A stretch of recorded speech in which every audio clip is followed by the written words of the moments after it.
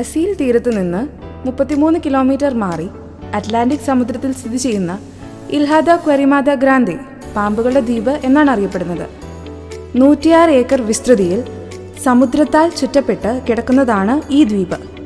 4000-ലധികം ഇനം പാമ്പുകൾ മാത്രം വസിക്കുന്ന ഈ ദ്വീപിൽ ലോകത്തിലെ തന്നെ മാരക വിഷമുള്ളതിൽ ഒന്നും വംശനാശ ഭീഷണി നേരിടുന്നതുമായ ഗോൾഡൻ ലാൻസഡ് വൈപ്പ ധാരാളമായി വസിക്കുന്നു.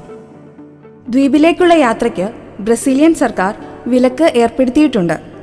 അവിടെ പോയവർ ആരും തിരികെ വരുന്നില്ല എന്ന് തന്നെയാണ് അതിൻ്റെ കാരണം.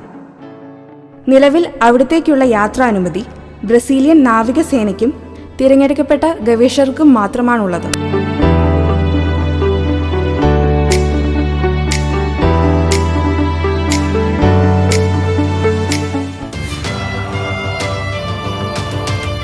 You're watching Media Village Television.